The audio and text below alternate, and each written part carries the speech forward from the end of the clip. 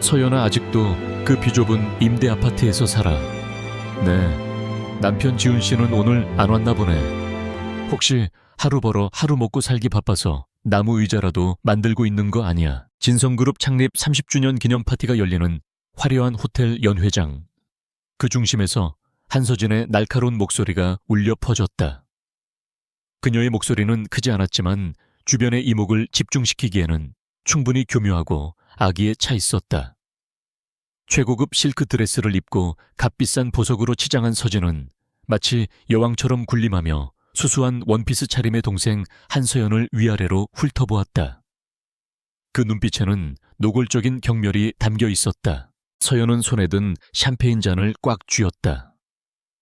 차가운 유리가 손바닥을 파고드는 감각이 그녀를 현실에 붙잡아 맸다. 익숙한 몸열감이었다.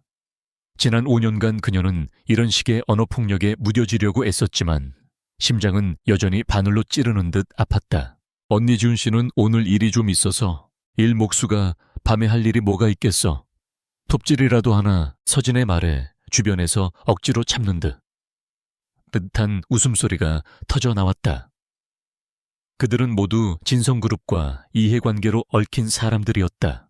그들에게 한서연은 부회장 한서진의 실패한 동생이자 집안의 명성에 먹칠을 한 골칫덩거리일 뿐이었다. 서연의 어머니 유미숙 여사가 우아한 걸음으로 다가와 서진의 팔짱을 꼈다. 그녀는 딸의 처참한 모습을 보고도 눈 하나 깜짝하지 않았다. 오히려 혐오스럽다는 듯 서연에게서 시선을 돌리며 옆에 있는 다른 재벌가 부인에게 말했다. 그 아이 얘기는 꺼내지도 마세요. 집안 망신이라니까요. 제 속이 다 썩어 문드러집니다. 그 말은 서연의 뺨을 후려치는 것보다 더 아팠다. 어머니의 눈에 자신은 이미 자식이 아니었다. 연회장 가장 높은 상석에 앉아있던 아버지 한태준 회장의 시선이 잠시 그녀에게 머물렀다. 그 눈빛은 얼음장처럼 차가웠다. 마치 더러운 것을 보는 듯한 경멸. 서연은 그 시선에 온몸이 얼어붙는 것 같았다. 그녀는 이 집안에서 완벽한 이방인이었다. 날카로운 샴페인 잔에 모서리가 기억의 스위치를 눌렀다. 5년 전 모든 것이 시작되었던 그날도 오늘처럼 공기는 차가웠고 아버지의 눈빛은 지금처럼이나 냉혹했다. 5년 전 한태준 회장의 거대한 서재는 무거운 침묵에 잠겨 있었다. 짙은 마호가니 책상과 벽을 가득 채운 가죽 장정의 책들이 권위적인 분위기를 내뿜었다. 그 앞에 한서연과 권지훈이 나란히 서 있었다. 서연은 평생 그렇게 긴장해 본 적이 없었다. 그녀는 사랑하는 남자를 가족에게 소개하는 평범한 꿈을 꾸었지만 현실은 살얼음판을 걷는 것 같았다. 그녀의 옆에선 지훈은 낡았지만 깨끗하게 다려 입은 셔츠와 면바지 차림이었다. 값비싼 명품으로 온몸을 도배한 그녀의 가족들 사이에서 그의 모습은 섬처럼 외로워 보였다. 하지만 그는 조금도 위축되지 않았다. 그의 어깨는 굳건했고 서연을 향한 눈빛은 따뜻하고 흔들림이 없었다. 그래서 자네가 내 딸을 만나고 있다는 그 목수인가? 한태준 회장이 입을 열었다. 그의 목소리는 마치 법정의 판사처럼 냉정하고 위압적이었다. 네, 회장님. 권지훈이라고 합니다. 지훈은 허리를 숙여 정중하게 인사했다. 그의 태도는 공손했지만 비굴하지 않았다. 소파에 앉아있던 어머니 유미숙 여사가 날카롭게 질문을 던졌다. 부모님은 뭘 하시는 분이시죠? 어느 대학을 나왔고 집은 어디에? 어머니, 서연이 막아섰지만 지훈은 그녀의 손을 부드럽게 잡으며 자신이 대답하겠다는 신호를 보냈다. 부모님은 어릴 적에 돌아가셨습니다. 대학은 나오지 못했고 지금은 작은 가구 공방을 운영하며 혼자 살고 있습니다. 지훈의 대답에 서재 안의 공기는 급속도로 얼어붙었다. 고아, 무학력, 가난한 목수. 한서연의 가족들이 가장 혐오하는 조건들을 모두 갖춘 남자였다. 옆에서 팔짱을 끼고 상황을 즐기던 한서진이 비웃음을 터뜨렸다. 세상에, 서연아, 내 눈이 어떻게 된 거 아니니? 길바닥에서 아무나 주워 온 거야. 우리 집안 망신시키려고 작정했어. 언니, 뭐가 틀린 말이야. 저런 남자한테서 뭘 보고 저 남자가 너한테 뭘 해줄 수 있는데 저 남루한 옷 좀 봐. 우리 집 정원사보다도 못 입었잖아. 모욕적인 말들이 비수처럼 날아와 지훈에게 박혔다. 하지만 그는 표정 하나 바꾸지 않고 묵묵히 서 있었다. 그가 신경 쓰는 것은 오직 하나 옆에 선 서연의 떨리는 손뿐이었다. 마침내 한태준 회장이 결정을 내렸다. 그는 자리에서 일어나 지훈을 벌레 보듯 쳐다보며 말했다. 내 딸에게서 당장 떨어지게. 위자료가 필요하다면 적당히 챙겨주지. 자네 같은 밑바닥 인생이 넘볼 곳이 아니야 여긴. 회장님, 저는 서연 씨를 돈 때문에 만나는 것이 아닙니다. 진심으로 사랑합니다. 지훈의 진심 어린 고백에 돌아온 것은 한 회장의 코웃음뿐이었다. 사랑 웃기는 소리. 그깟 감정 노름으로 먹고 살 수 있을 것 같은가. 서연이는 태어날 때부터 모든 걸 누리며 살아온 아이다. 자네의 그 비좁고 먼지, 나는 공방에서 행복할 것 같아. 한 회장은 시선을 서연에게로 돌렸다. 그의 눈빛은 실망을 넘어 분노로 이글거렸다. 한서연, 마지막으로 묻겠다. 저런 고아의 목수 논팽이와 결혼하겠다면 오늘부로 너는 내 딸이 아니다. 이 집안의 재산은 단 한 푼도 구경 못할 줄 알아라. 저 남자와 이 집안 둘 중 하나를 선택해. 그것은 선택이 아닌 협박이었다. 서연은 가족들의 차가운 얼굴을 둘러보았다. 아버지의 분노, 어머니의 경멸, 언니의 조롱. 그 누구의 눈에도 자신에 대한 사랑이나 걱정은 없었다. 오직 집안의 명예와 체면만이 존재할 뿐이었다. 그때 지훈의 따뜻하고 커다란 손이 그녀의 떨리는 손을 감쌌다. 절망의 순간에 느껴지는 온기는 그 어떤 말보다 더 큰 위로가 되었다. 서연은 고개를 들어 지훈을 보았다. 그의 눈은 이렇게 말하고 있었다. 괜찮아. 내가 곁에 있을게. 서연은 깊게 숨을 들이쉬었다. 그리고 평생 처음으로 아버지의 뜻을 거역하기로 결심했다. 저는 지훈 씨와 함께 가겠습니다. 그녀의 목소리는 작았지만 단호했다. 한태준 회장의 얼굴이 분노로 시뻘게 달아올랐다. 내 인연 당장 내 집에서 썩 꺼져. 서연은 지훈의 손을 잡고 뒤돌아섰다. 육중한 서재의 문이 닫히는 순간 그녀는 자신의 과거와 화려했지만 영혼 없던 삶이 함께 닫히는 것을 느꼈다. 그들은 아무것도 가진 것 없이 맨몸으로 그 거대한 저택을 걸어 나왔다. 차가운 밤 공기가 뺨을 스쳤지만 맞잡은 두 손은 세상에서 가장 따뜻했다. 그것은 고통스러운 끝이자 진정한 행복의 시작이었다. 과거의 기억에서 돌아온 서연은 다시 차가운 연회장 한가운데에 서 있었다. 5년이 흘렀지만 아무것도 변하지 않았다. 가족들은 여전히 그녀를 경멸했고 그녀는 여전히 혼자였다. 아니, 혼자가 아니었다. 그녀에게는 권지훈이 있었다. 지난 5년간 세상의 모든 편견과 가족의 멸시를 함께 견뎌준 사람. 가난했지만 단 한순간도 그녀를 불행하게 만들지 않았던 사람.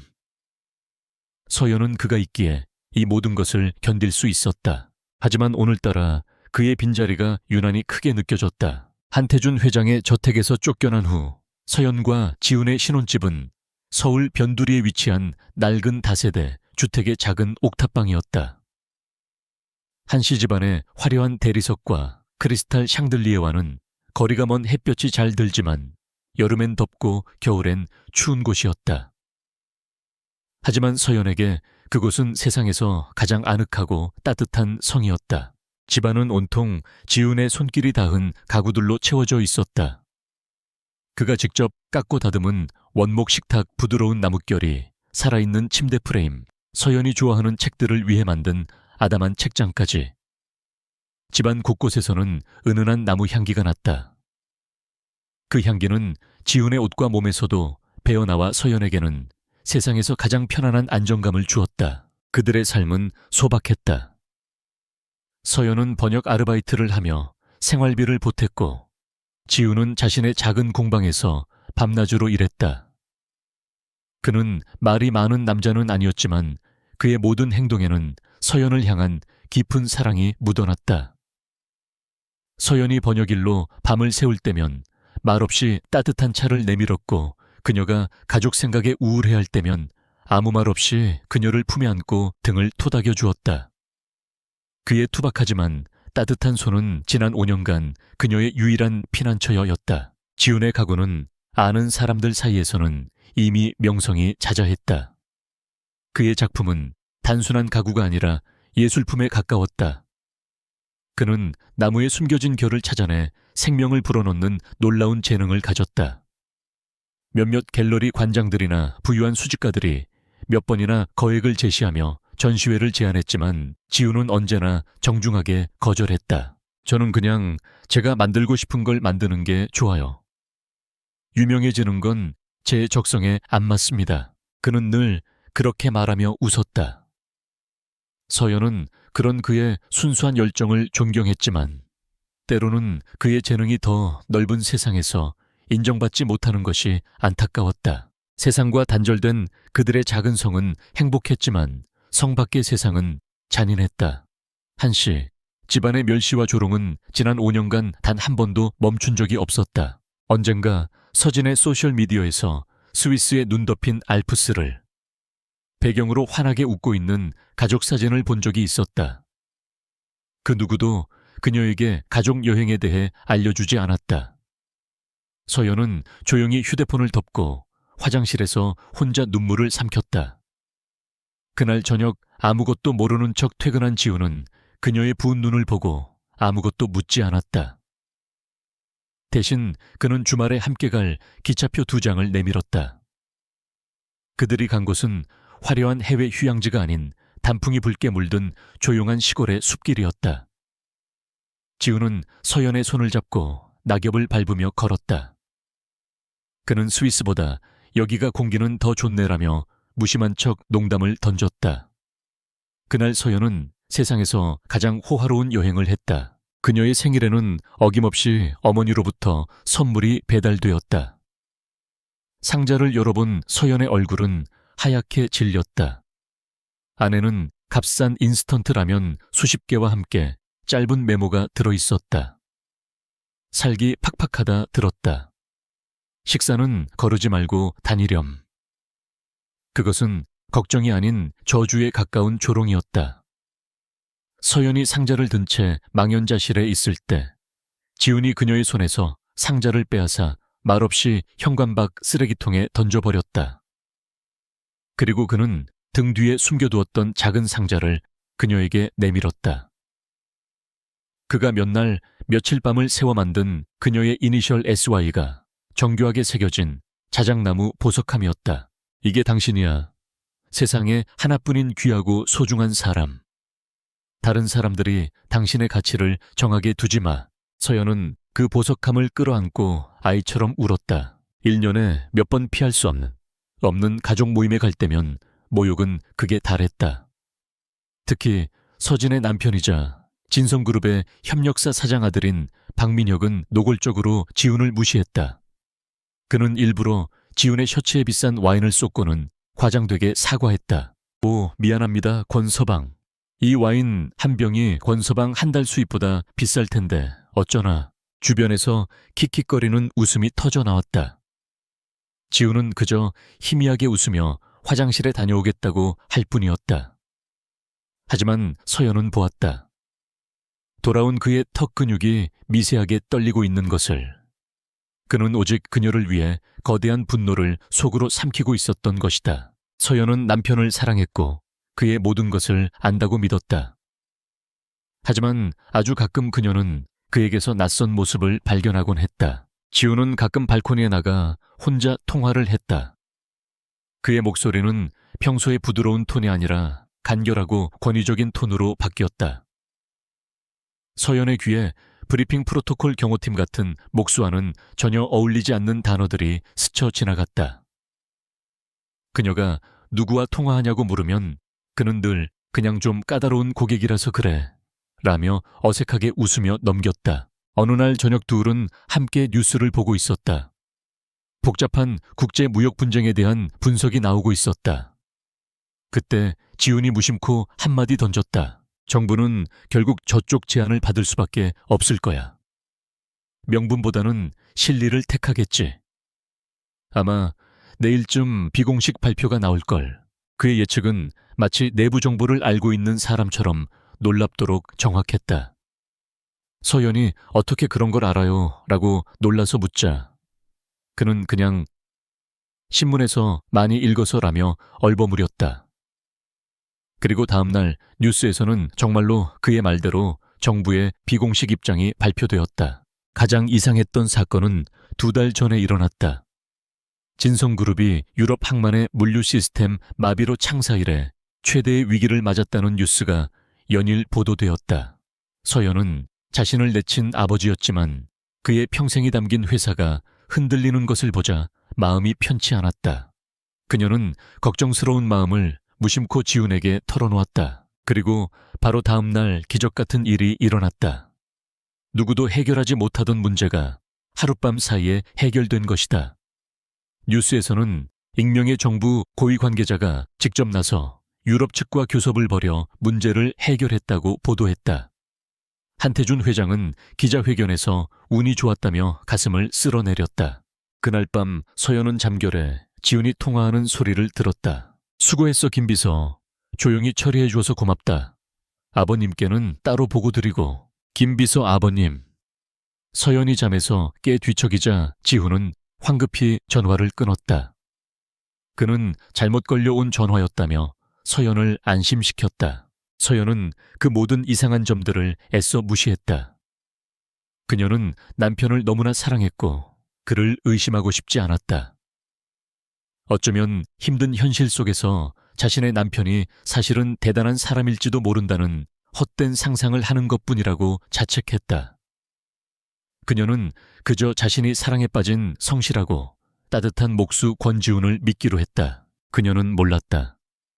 그녀가 애써 외면했던 그 작은 균열들이 거대한 폭풍의 전조였음을. 그리고 그 폭풍이 자신의 가혹한 세상에 모든 것을 뒤엎어버릴 준비를 하고 있다는 것을. 진성그룹은 흔들리고 있었다. 야심차게 출시한 최신 스마트폰 모델 J폰 X에서 배터리 폭발 사고가 연이어 발생한 것이다. 처음에는 몇몇 블랙 컨슈머의 소행으로 치부했지만 국내외에서 동일한 사고 보고가 빗발치자 사태는 걷잡을 수 없이 커졌다. 언론은 연일 진성의 안전 불감증과 오만한 초기 대응을 비판했고 주가는 폭락을 거듭했다. 진성그룹 본사 회의실 한태준 회장이 던진 서류 뭉치가 대리석 테이블 위를 어지럽게 흩어졌다. 이게 당신들이 내놓은 대책이라는 건가? 원인 파악 중 소비자 과실 가능성 배제 안함. 정신 나갔어. 지금 당장 전 제품 리콜하고 공식으로 사과해도 모자랄 판에. 임원들은 고개를 숙인 채 숨도 제대로 쉬지 못했다. 한 회장의 분노는 하늘을 찔렀다. 30년간 피땀 흘려 쌓아 올린 탑이 스마트폰 하나 때문에 무너질 위기였다. 그에게 이번 창립 30주년 기념 파티는 위기를 정면 돌파하고 진성의 건재함을 과시해야 하는 중요한 무대였다. 하지만 그의 아내와 큰딸은 회사의 위기보다 다른 곳에 더 관심이 많았다. 청담동의 한 고급 라운지 유미숙 여사와 한서진은 우아하게 애프터눈 티를 즐기고 있었다. 어머니 다음 주에 VVIP들만 초청하는 자선 갈라쇼 있잖아요. 서연이도 부르죠. 그 가난한 목수 남편이랑 같이. 기자들도 많이 올 텐데 좋은 구경거리가 될 거예요. 서진이 붉은 입술을 비틀며 말했다. 그녀는 아버지의 근심 따위는 안중에도 없었다. 오직 자신의 동생을 어떻게 더 비참하게 만들 수 있을까 하는 생각뿐이었다. 유미숙 여사는 잠시 생각에 잠기는 척하더니 이내 만족스러운 미소를 지었다. 좋은 생각이다. 우리 집안의 너그러움을 보여줄 기회이기도 하고 불쌍한 동생 부부를 챙기는 모습 얼마나 보기 좋니. 집안 망신인 것도 사실이지만 그걸 역으로 이용하는 거지. 진성그룹 어려움 속에서도 이웃과 가족을 먼저 생각하는 따뜻한 기업이라는 이미지도 만들고 모녀는 서로를 보며 교활한 미소를 지었다. 그들에게 서연은 이미 가족이 아니라 자신들의 이미지를 위한 소모품에 불과했다. 며칠 뒤 서연은 서진의 전화를 받았다. 거절할 수 없는 자선 갈라쇼의 초대였다. 그녀는 단번에 언니의 의도를 알아차렸다. 그곳은 화려한 조명 아래 자신들의 초라함을 전시하기 위한 무대일 터였다. 지훈 씨, 저 여기 안 가면 안 될까요? 이건 함정이에요.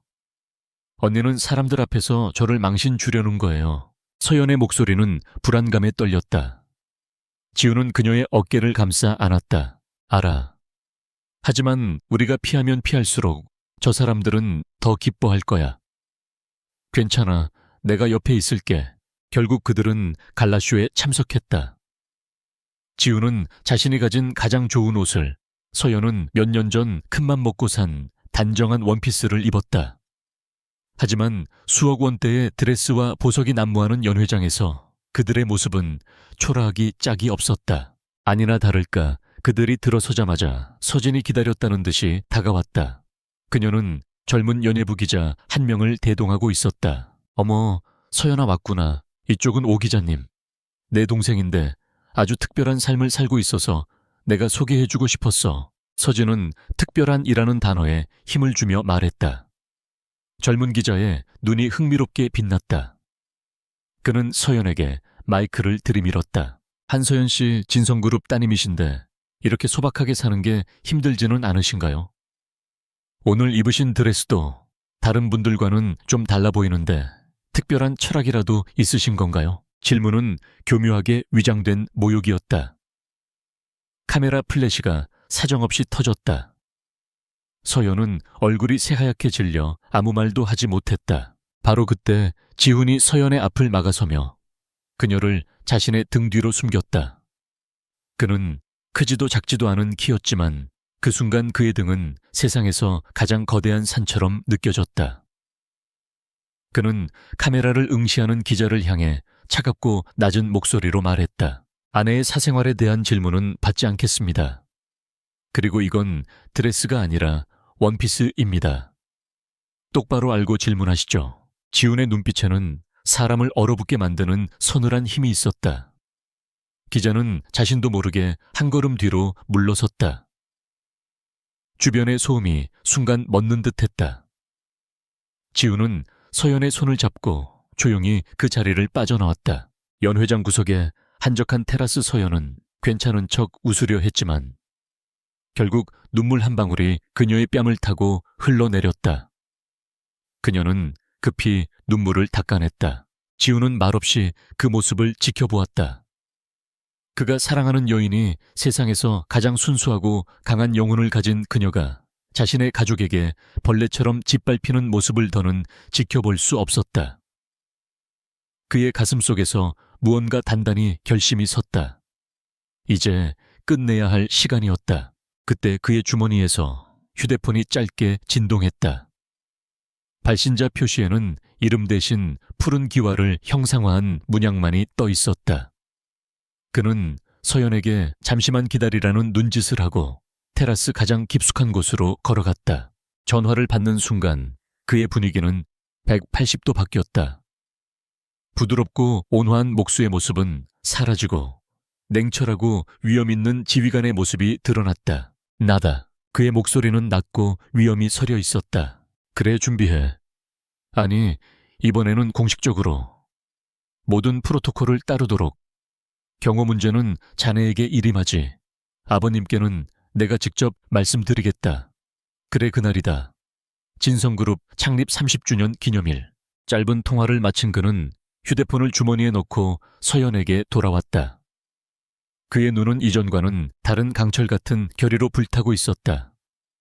그는 서연의 뺨에 남은 눈물, 자국을 부드럽게 닦아주었다.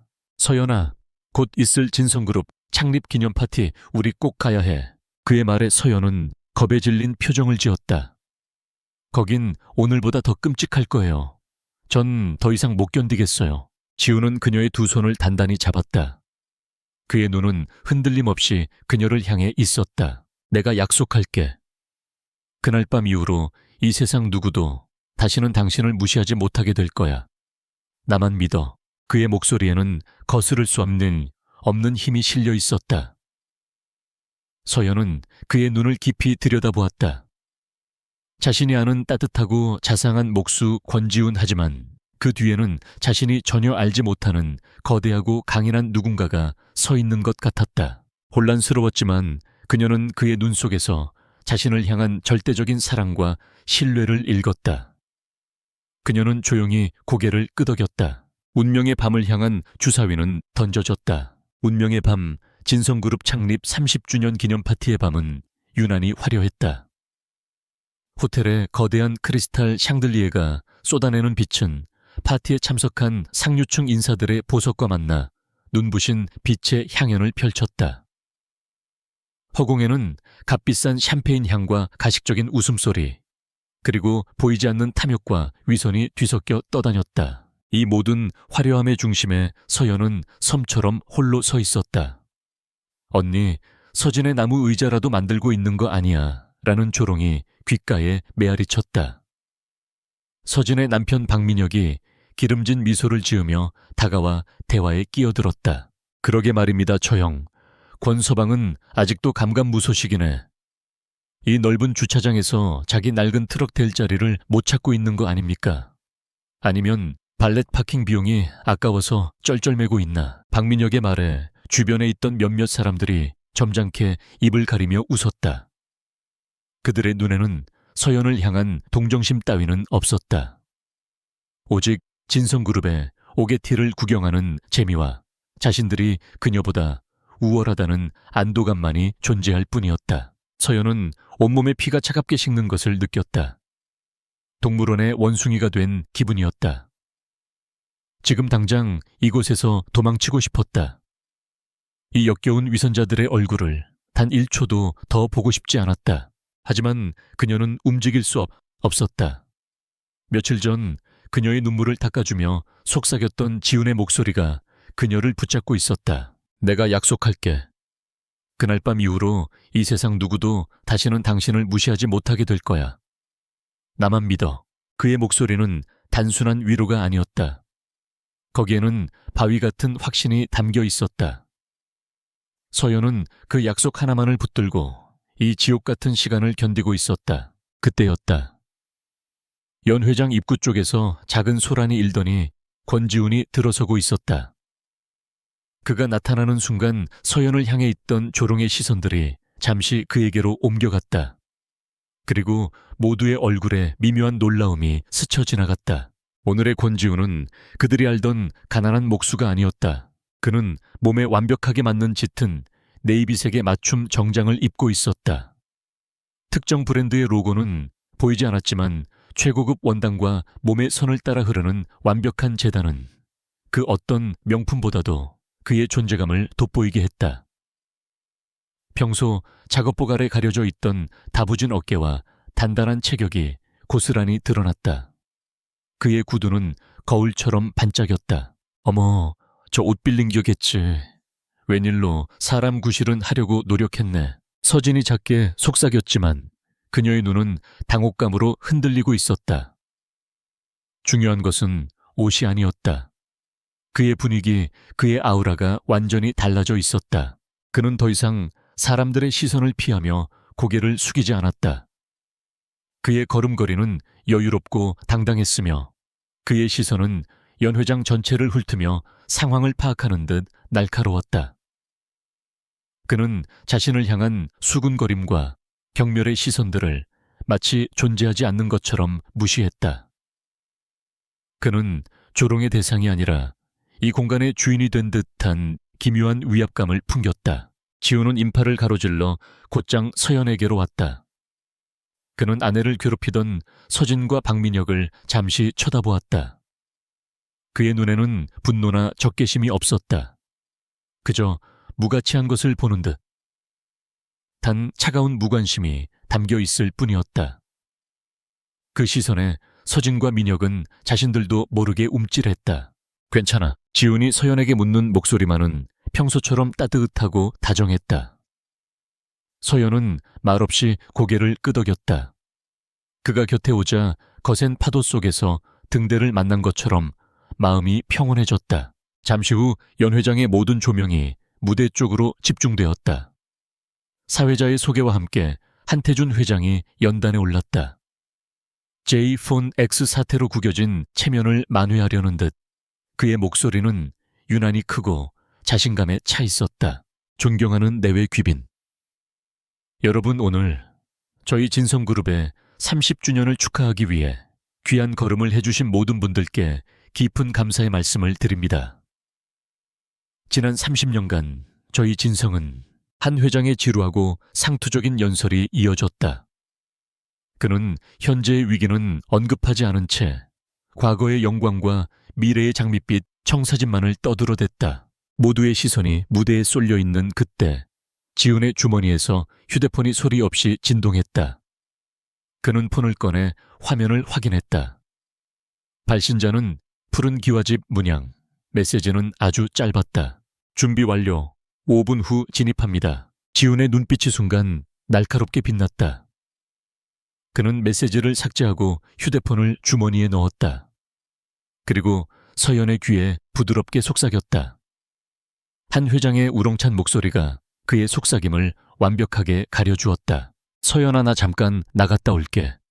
무슨 일이 있어도 놀라지 말고 여기서 기다려. 알았지? 그의 목소리는 너무나 차분해서 오히려 비현실적으로 들렸다. 서연이 무언가 물어보기도 전에 지훈은 그녀의 손을 안심시키려는 듯 한번 꽉 쥐어주었다. 그것이 신호였다. 그는 뒤돌아섰다. 그리고 연 회장을 가로질러 출입구를 향해 걸어가기 시작했다. 그는 도망치듯 서둘러 빠져나가는 것이 아니었다. 마치 왕이 자신의 군대를 맞으러 가듯 그의 발걸음에는 망설임이 없었다. 연단 위에서 한 회장의 연설은 절정을 향해 치닫고 있었다. 저희 진성그룹은 앞으로도 국가 경제 발전에 이바지하며 그 순간에도 서연의 눈에는 오직 홀로 연 회장을 빠져나가는 남편의 넓은 등만이 보였다. 그녀는 불안감과 알 수 없는 기대감이 뒤섞인 채 심장이 미친 듯이 뛰기 시작했다. 이제 곧 무언가 시작될 것이다. 진성그룹의 무궁한 발전을 위하여 한태준 회장이 샴페인 잔을 높이 들고 축배를 제의하는 그 순간이었다. 거대한 연 회장의 모든 조명이 일제히 꺼졌다. 칠흑 같은 어둠과 함께 수백 명의 하객들이 내지르는 당황스러운 비명과 웅성거림이 공간을 채웠다. 잠시 후 무대 위에 있던 비상등 몇 개만이 켜지면서 연설을 하던 한태준 회장을 어색한 조명의 원안에 가두었다. 그는 마치 서투른 배우처럼 무대 위에서 어쩔 줄 몰라 굳어 있었다. 패닉이 시작되기도 전 육중한 연 회장의 정문이 밖에서 활짝 열렸다.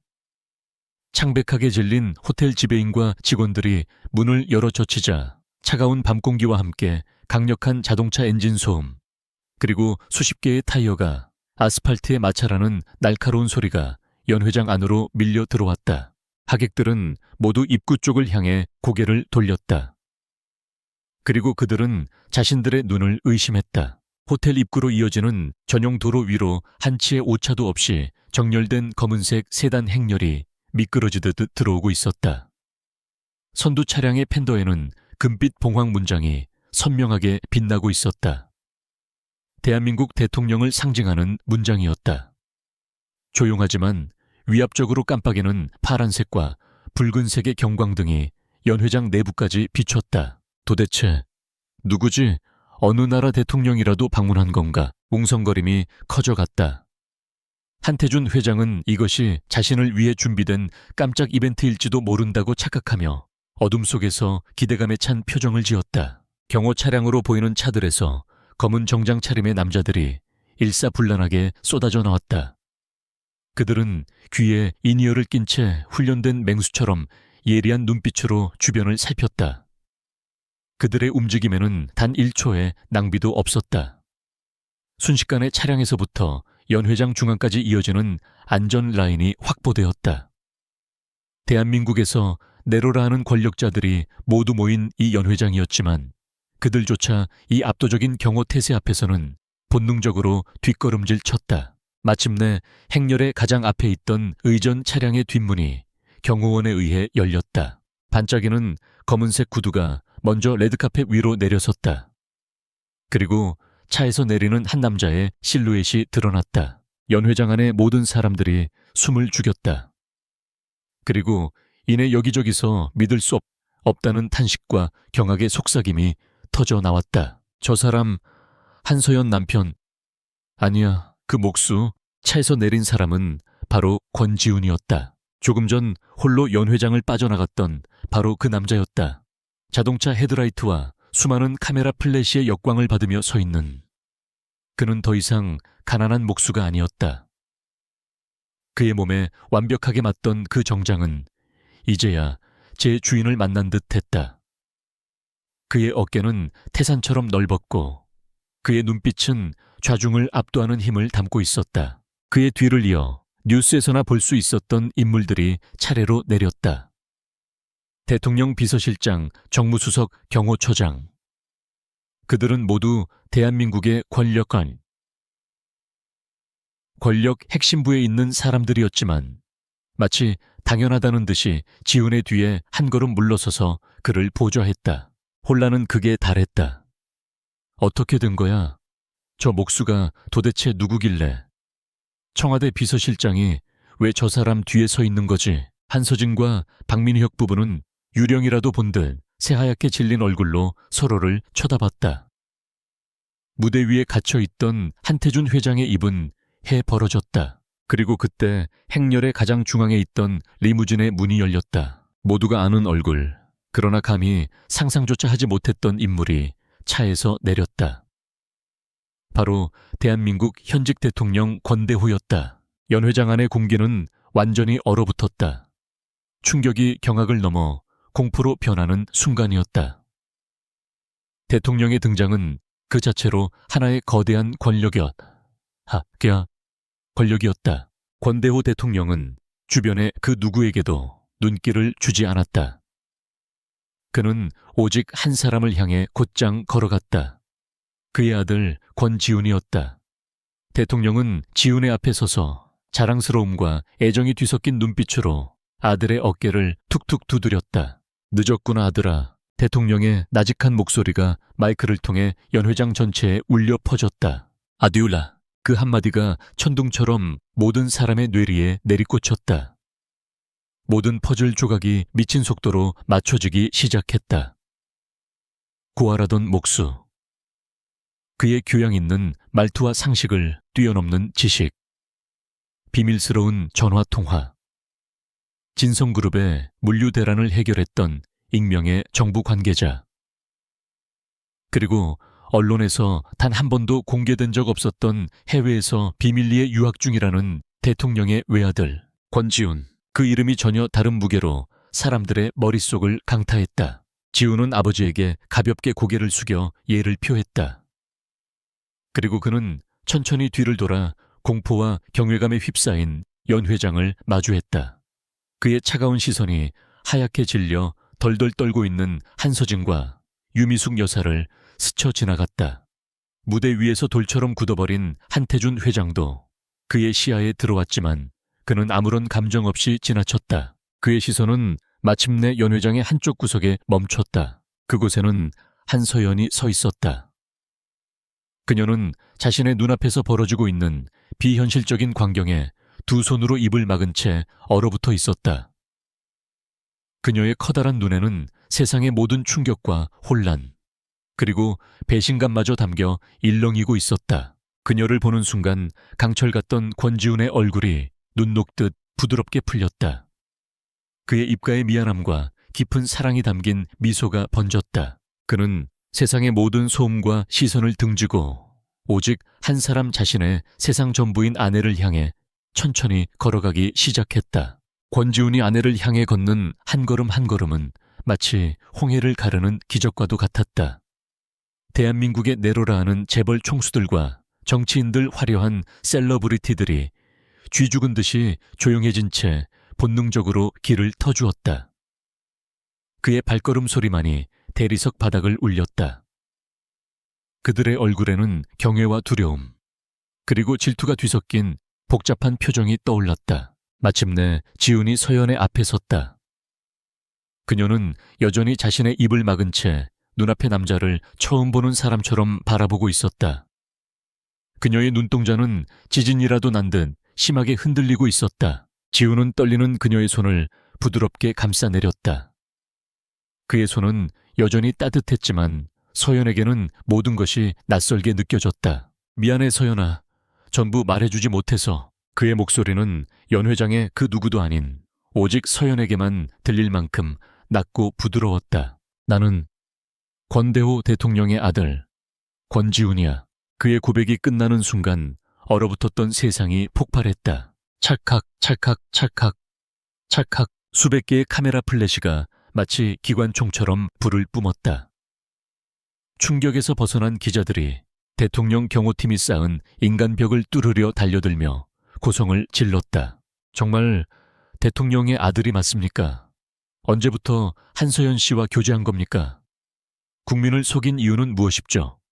진성그룹과의 정경유착 의혹에 대해 한 말씀 부탁드립니다. 연 회장은 순식간에 아수라장으로 변했다.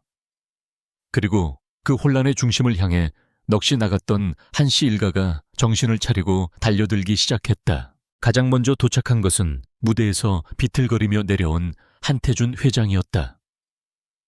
그의 얼굴은 경악과 공포, 그리고 뒤늦게 찾아온 탐욕스러운 깨달음으로 기괴하게 일그러져 있었다. 그는 더 이상 위험 있는 그룹의 총수가 아니었다. 일생일대의 기회이자 최악의 위기 앞에서 이성을 잃은 장사치에 불과했다. 아이고, 권서방 아니 지훈군. 한 회장은 지훈의 팔을 붙잡고 비굴할 정도로 허리를 굽혔다. 그의 목소리는 아첨으로 떨리고 있었다. 내가 처음부터 알아봤다니까. 자네 눈빛이 보통이 아니었어. 장차 우리 진성의 귀한 사위가 될 인물이라고 내가 점찍어 놨었지. 허허허. 지난 5년간 지훈을 벌레 보듯 했던 사람의 입에서 나오는 말이라고는 믿을 수 없는 변신이었다. 유미숙 여사 역시 서진의 부축을 받으며 다가와 서연의 손을 덥석 잡았다. 그녀는 금방이라도 울음을 터뜨릴 듯한 얼굴로 연기했다. 서연아, 내 딸. 왜 엄마한테 진작 말을 안 했어? 이 서운한 것. 우리가 얼마나 걱정했는데 사위가 이렇게 훌륭한 인물인 줄도 모르고 엄마가 괜한 소리를 했네. 호호호. 서진 또한 언제 그랬냐는 듯 서연의 팔에 친근하게 매달렸다. 서연아, 정말 대단하다. 언니가 다 장난으로 그런 거 알지, 우리 사이에. 정말 축하해. 이제 우리 집안도 활짝 피는구나. 그들의 역겨운 위선과 탐욕이 서연의 남은 정신마저 갉아먹고 있었다.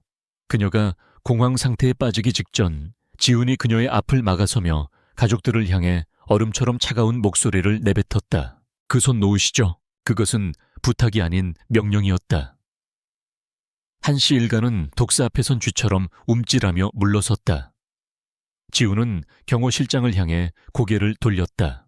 김 실장 아내와 조용히 얘기할 공간을 마련해줘. 경호원들의 철통 같은 호위 속에서 지훈과 서연은 연 회장을 빠져나와 호텔 최상층의 프레지덴셜 스위트룸으로 안내되었다.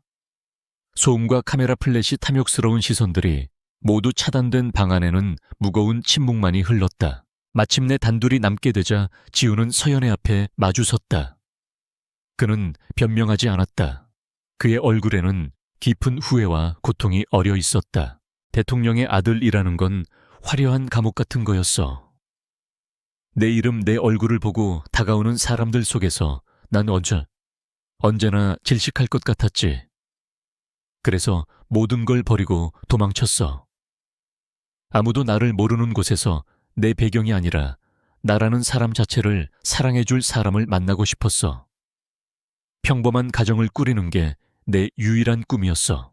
그의 목소리는 조용히 떨리고 있었다. 당신을 처음 만났을 때 나는 그냥 목수 권지훈이었어. 그리고 당신은 그런 나를 사랑해줬어. 내 모든 것이 가짜였지만 당신의 사랑만이 유일한 진실이었어. 그게 너무 소중해서, 너무 행복해서 진실을 말할 용기를 잃어버렸어. 그는 고개를 숙였다. 매일 밤을 고민했어. 언젠가는 말해야 한다고.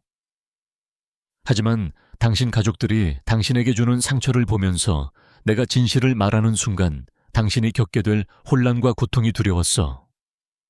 그들이 당신을 돈과 권력의 다리로만 이용할 거라는 걸 알았으니까. 그래서 내가 비겁했어. 정말 미안해, 서연아. 서연은 아무 말 없이 그의 고백을 듣고 있었다. 그녀의 머릿속은 하얗게 비어 있었다. 사랑하는 남편. 지난 5년간 자신의 세상 전부였던 사람. 그의 모든 것이 거대한 거짓말 위에 세워진 성이었다. 분노가 치밀었고 배신감의 심장이 조각나는 것 같았다. 하지만 동시에 지난 5년간의 시간들이 주마등처럼 스쳐 지나갔다. 가난 속에서도 행복했던 웃음들. 세상의 모든 멸시 앞에서 자신을 지켜주던 그의 넓은 등. 자신의 눈물을 닦아주던 그의 따뜻한 손. 그의 정체는 거짓이었을지 몰라도 그가 보여준 사랑은 단 한순간도 거짓인 적이 없었다. 그녀의 눈에서 참았던 눈물이 하염없이 흘러내렸다. 그것은 분노의 눈물인지 슬픔의 눈물인지 혹은 안도의 눈물인지 그녀 스스로도 알 수 없었다. 한참의 침묵 끝에 서연은 떨리는 목소리로 겨우 입을 열었다. 그것은 그가 정체를 밝힌 후 그녀가 그에게 건넨 첫 마디였다. 당신을 이제 어떻게 믿어야 할지 나도 모르겠어요. 외부의 폭풍은 잠시 멎었지만 그녀의 마음속에서는 이제 막 진짜 폭풍이 시작되고 있었다. 다음 날 아침 대한민국은 발칵 뒤집혔다. 신문 한 면과 인터넷 포털 사이트의 메인 화면은 온통 권지훈과 한서연의 이야기로 도배되었다. 충격 단독 진성그룹의 가난한 사위, 알고 보니 대통령의 아들. 세기의 로맨스 혹은 정경유착의 서막 현대판 신데렐라 스토리의 이면. 권지훈 그는 누구인가 5년간 몫으로 살아온 청와대 황태자의 행적, 온갖 추측과 가십비 난무했다. 대중의 반응은 폭발적이었다. 재벌가의 딸과 가난한 목수의 사랑 이야기는 하루아침에 권력의 정점에 있는 대통령의 아들과 재벌가의 숨겨진 딸의 비밀스러운 로맨스로 바뀌었다. 이러한 폭발적인 관심은 주식시장에 즉각적으로 반영되었다. 월요일 아침장이 열리자마자 제이폰 X 사태로 연일 폭락하던 진성그룹의 모든 계열사 주식이 일제히 상한가를 기록했다. 대통령의 사돈기업이라는 딱지 하나가 배터리 폭발이라는 최악의 악재를 단숨에 덮어버린 것이다. 한남동의 한태준 회장 저택은 축제 분위기였다. 전날 밤의 충격과 공포는 온데간데 없었다. 하하하, 이 회장, 내가 사람 보는 눈이 있다니까. 우리 사위가 보통 인물이 아니지. 역시 내 딸을 맡길 만한 인물이었어. 한 회장은 자신을 무시하던 다른 재벌 총수들의 축하 전화를 받으며 평생 느껴보지 못한 희열에 젖어 있었다. 그는 이미 청와대와의 연결고리를 이용해 진성그룹을 대한민국 최고의 기업으로 만들 달콤한 꿈에 빠져 있었다. 어머니, 저 이제 청와대 만찬 같은 곳에도 초청받겠죠. 어떤 드레스를 입어야 격에 맞을까요? 영부인이랑 친해져야 할 텐데. 한서진은 어머니 유미숙 여사와 함께 최고급 명품 브랜드의 카탈로그를 뒤적이며 김칫국부터 마시고 있었다. 그들에게 권지훈은 더 이상 경멸의 대상이 아니라 자신들의 신분을 수직 상승시켜줄 황금 동아줄이었다. 그들은 이 모든 것이 자신들의 승리라고 굳게 믿었다. 하지만 그들의 환상은 그리 오래가지 못했다. 오전 11시 청와대에서 긴급 기자회견이 열렸다. 단상에 선 청와대 대변인은 무거운 표정으로 입을 열었다. 대통령의 아들 권지훈 씨의 개인적인 일로 국민 여러분께 심려를 끼쳐드린 점 유감스럽게 생각합니다. 형식적인 사과가 끝나자 대변인은 단호한 어조로 본론을 꺼냈다. 청와대는 이번 일을 계기로 어떠한 특혜나 예외도 없을 것임을 분명히 밝힙니다.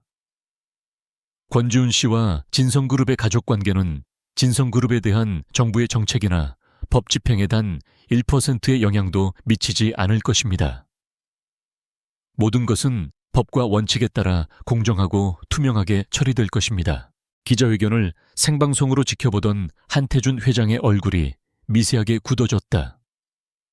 하지만 그는 애써 태연한 척했다. 원론적인 이야기일 뿐이겠지. 그러나 이어진 대변인의 발언은 그의 마지막 희망마저 박살내버렸다. 한 기자가 진성그룹의 스마트폰 결함 문제에 대해 질문하자 대변인은 기다렸다는 듯이 답했다. 정부는 최근 불거진 진성전자의 제품 결함 문제의 심각성을 인지하고 있습니다. 이에 국민의 안전을 최우선으로 고려하여 오늘부로 공정거래위원회와 검찰 합동 특별수사팀을 구성해 진성그룹에 대한 전면적인 조사를 지시했음을 알려드립니다. 이번 조사는 특정 제품의 결함뿐만 아니라 지난 수년간 진성그룹의 경영활동 전반에 걸친 모든 의혹에 대한 철저하고 투명한 조사가 될 것입니다. 광, 한태준 회장의 손에서 리모컨이 떨어졌다. 거실에 모여있던 한씨 일가의 얼굴에서 웃음기가 완전히 사라지고 그 자리를 싸늘한 공포가 채웠다. 대통령의 사돈이라는 감투가 정부의 첫 번째 척결 대상이라는 족쇄로 바뀌는 순간이었다. 이게 무슨 소리야? 전면조사 어떻게 권서방이 아니? 지훈군이 우리한테 이럴 수가 있어. 이건 배신이야. 한 회장은 이성을 잃고 고함을 질렀다. 같은 시각 청와대 인근의 한적한 안가 애인자. 지훈과 서연은 나란히 앉아 똑같은 기자회견을 보고 있었다. 서연의 얼굴에는 여전히 혼란스러운 기색이 역력했다. 기자회견이 끝나자 지훈은 TV를 끄고 서연을 향해 몸을 돌렸다. 그의 얼굴은 차분했지만 눈빛은 그 어느 때보다 진지했다. 이건 당신 가족에 대한 복수가 아니야, 서연아. 그가 조용히 입을 열었다. 이건 정의야. 그리고 지난 5년간 당신이 부당하게 겪어야 했던 고통에 대한 최소한의 공정함을 되찾는 과정이야. 당신 아버지는 법 위에 군림하며 부와 권력을 쌓았고 그 힘으로 당신의 영혼을 짓밟았어. 그 거짓된 기반을 무너뜨리지 않으면 그들은 영원히 변하지 않을 거야. 그들은 당신을 사랑해서가 아니라 필요에 의해서만 당신을 찾겠지. 지훈은 서연의 떨리는 손을 잡았다. 나는 당신이 더 이상 그들의 그림자 속에서 고통받는 걸 볼 수 없어. 당신은 당신만의 빛으로 살아가야 해. 그러기 위해서는 과거를 제대로 끊어낼 필요가 있어. 아프겠지만 이게 시작이야. 그의 목소리는 단호했다. 이것은 그가 오래전부터 계획해 온 일이었다. 서연을 만나 사랑에 빠지기 전부터 그는 대한민국 사회에 만연한 불공정한 특권과 싸우기로 결심했었다. 그리고 그 첫 번째 대상이 운명처럼 자신의 아내가 가장 큰 상처를 받은 진성그룹이 된 것뿐이었다. 달콤한 환상에서 깨어난 한씨 일가에게는 이제 막 법과 정의라는 이름의 거대한 폭풍이 상륙하고 있었다. 그리고 그 폭풍의 눈에는 사랑하는 남자가 자신의 가족을 파멸시키는 모습을 지켜봐야 하는 한서연이 위태롭게 서 있었다. 청와대의 발표는 단순한 경고가 아니었다. 그것은 전쟁 선포였다. 다음 날 새벽 동의 특위도 전에 서울중앙지방검찰청 특수부 소속 검사와 수사관 수십 명이 서울 강남에 위치한 진성그룹 본사 사옥을 덮쳤다. TV 방송사들의 카메라 플래시가 쉴 새 없이 터지는 가운데 압수수색이라고 적힌 파란색 박스를 든 수사관들이 로비를 가로질러 회장실과 재무팀으로 향했다. 대한민국 재계서열 10위권에 빛나던 진성그룹의 심장이 국가 공권력에 의해 무력하게 해부되기 시작한 것이다. 한 번 터진 둑은 걷잡을 수 없었다. 검찰의 압수수색은 시작에 불과했다. 공정거래위원회, 국세청 금융감독원까지 국가의 모든 사정기관이 일제히 진성그룹을 향해 칼을 빼들었다. 언론은 매일같이 진성그룹의 새로운 비리 의혹을 터뜨렸다. 진성그룹 조세 회피처에 페이퍼 컴퍼니 설립, 수천억 원대 탈세 혐의 포착, 검찰 한태준 회장 비자금 장부 확보, 정관계 로비 정황 드러나, 미공개 정보 이용한 내부자 거래 의혹, 한 회장 일가 주식 부당 매각, 지옥 같던 시간 진성그룹 하청업체들, 불법 파견 및 노동 착취 실태 눈물의 증언, 한태준 회장이 평생을 바쳐 쌓아 올린 성공한 기업가라는 신화는 산산조각이 났다. 그가 쌓은 성은 법과 원칙이라는 기초 위에 세워진 것이 아니라 탈세와 비자금 내부자 거래와 노동 착취라는 썩은 기둥 위에 세워진 모래성이었음이 만천에 드러났다. 진성제국은 뿌리부터 썩어 들어가며 무너져 내리기 시작했다. 그리고 그 붕괴의 파편은 진성그룹과 가장 가까이 얽혀있던 곳으로 무섭게 튀었다. 바로 한서진의 시댁 태강물산이었다. 태강물산은 진성그룹의 가장 큰 협력사 중 하나로 한 회장의 비자금 조성과 탈세 과정에서 핵심적인 역할을 수행해왔다. 검찰의 칼날은 당연히 태강물산의 자금 흐름까지 파고들었다. 어느 날 저녁 박민혁의 집에서는 살얼음판 같은 긴장감이 흘렀다. 박민혁의 아버지 박 회장이 분노에 찬 목소리로 찻잔을 테이블에 내리쳤다. 이게 다 내 장인 때문이다. 그 늙은 여우와 엮여서 우리 그룹까지 망하게 생겼어. 지금 당장 그 여자랑 이혼 준비에 썩은 동아줄은 빨리 끊어내야 우리라도 살 수 있을 것 아니냐. 박민혁은 아버지의 불호령에 아무 대꾸도 하지 못했다. 다음 날 그는 서진을 찾아가 경멸이 가득한 눈으로 쏘아붙였다. 당신 집안 때문에 내 인생까지 전부 망치게 생겼잖아. 어떻게든 해봐. 내 동생 남편이 대통령 아들이라며 가서 싹싹 빌기라도 하란 말이야. 한때는 진성그룹의 사위라는 사실을 최고의 자랑으로 여기던 남편의 입에서 나온 잔인한 말에 서진의 세상은 무너졌다. 그녀가 믿었던 돈과 권력의 결합이라는 결혼의 실체는 이익이 사라지자 헌신짝처럼 버려지는 계약관계에 불과했다. 진성제국이 침몰하는 배가 되자 모두가 앞다투어 뛰어내리고 있었다. 한태준 회장은 출국금지 조치를 당했고 은행들은 대출금 회수에 나섰다. 평생 그에게 아첨하던 사람들은 등을 돌렸다. 한씨 일가는 완벽하게 고립되었다. 궁지에 몰린 그들이 마지막으로 매달릴 수 있는 지푸라기는 단 하나 한서연이었다. 서연의 휴대폰은 쉴 새 없이 울렸다. 처음에는 발신자 번호만 확인하고 받지 않았다. 하지만 끊임없이 이어지는 전화와 문자 메시지는 그녀의 일상을 좀먹어 들어왔다. 마침내 그녀가 떨리는 손으로 전화를 받았을 때 수화기 너머에서는 어머니 유미숙 여사의 히스테릭한 절규가 터져 나왔다. 이 못된 년, 너 때문에 우리 집안이 다 망하게 생겼어. 네가 네 서방놈 사주한 거지. 어떻게 엄마 아빠한테 이럴 수가 있어. 넌 우리 딸도 아니야. 당장 네 남편한테 가서 이 미친 짓 좀 그만두라고 빌란 말이야. 사과는 없었다. 오직 원망과 저주뿐이었다. 서연은 아무 대답도 하지 못하고 전화를 끊었다. 잠시 후 이번에는 서진에게서 장문의 문자 메시지가 도착했다. 사랑하는 동생 서연아. 언니가 그동안 잘못했어. 제발 한 번만 우리를 용서해주면 안 될까? 아빠가 평생 일군 회사가 무너지는 걸 볼 수가 없어. 예수엄마. 이건 우리 가족 전체의 문제잖니. 네가 우리를 구해야 할 의무가 있어. 그 간절한 문자는 몇 시간 뒤 본색을 드러냈다. 답장 좀 해. 박민혁 그 인간이 나랑 이혼하겠대. 우리 아버지가 감옥에 가게 생겼다고. 이게 다 너랑 그 목수놈 때문이야. 네가 우리를 이 지경으로 만들었으니 네가 책임져. 당장 권지훈한테 무릎 꿇고 빌어. 서연은 휴대폰을 손에 쥔 채 온몸을 떨었다. 수많은 전화와 문자 메시지 속에서 지난 5년간의 상처에 대한 진심 어린 사과의 말은 단 한마디도 없었다. 그들은 여전히 변하지 않았다. 그들에게 그녀는 여전히 사랑하는 딸이나 동생이 아니라 자신들의 위기를 해결하기 위해 이용해야 할 도구일 뿐이었다.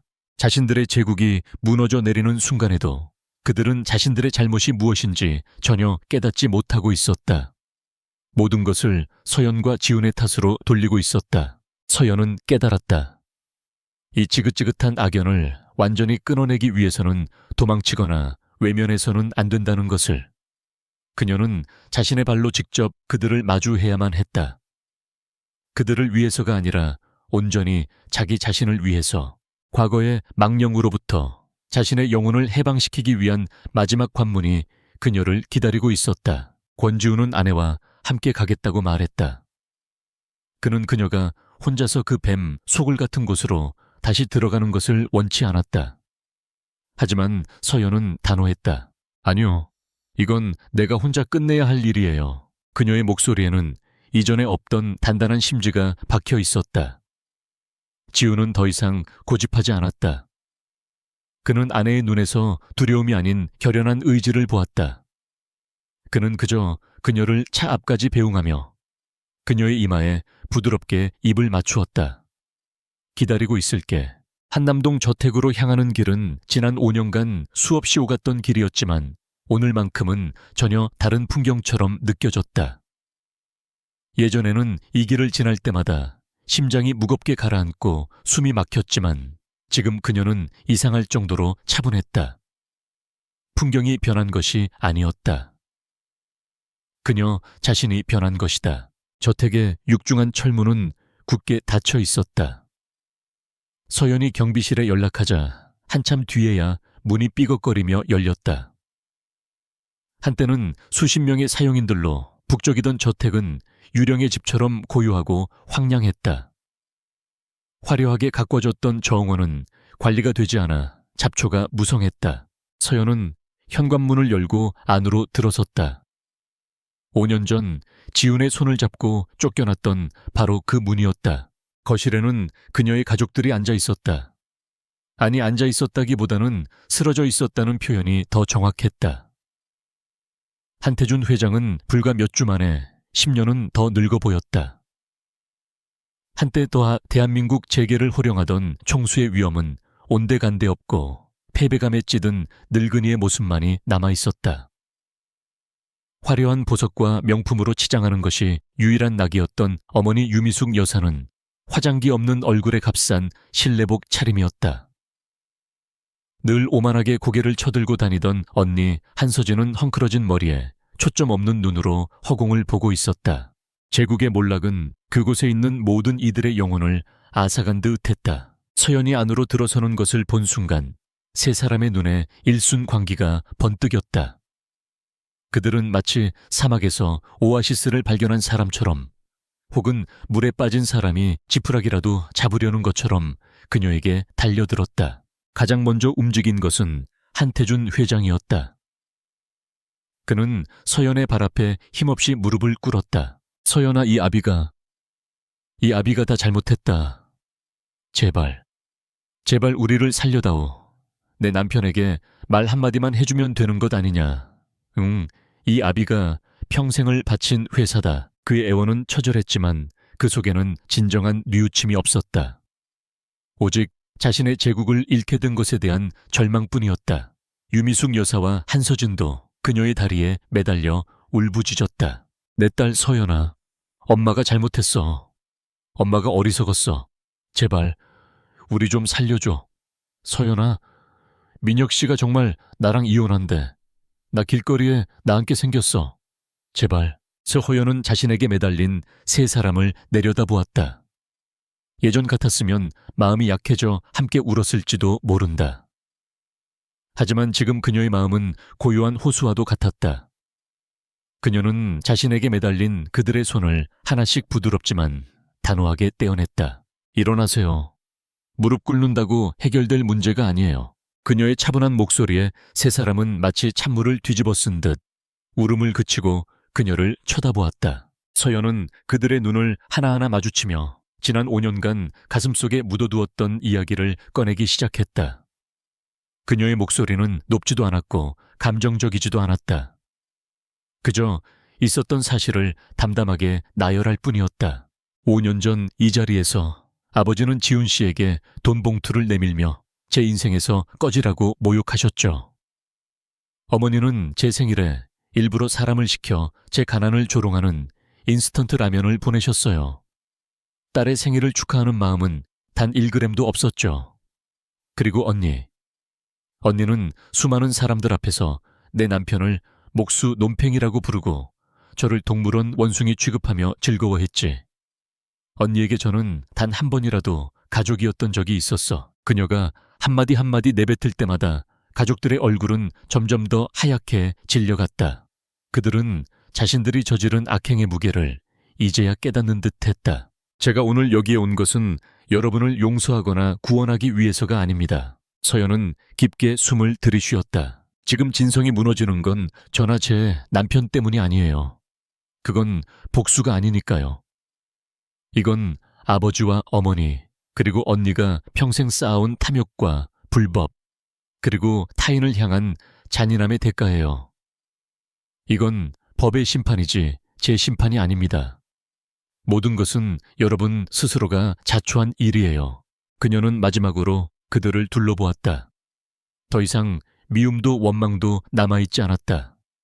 그저 깊은 공허함만이 느껴졌다. 오늘부로 저는 당신들의 딸도 동생도 아닙니다.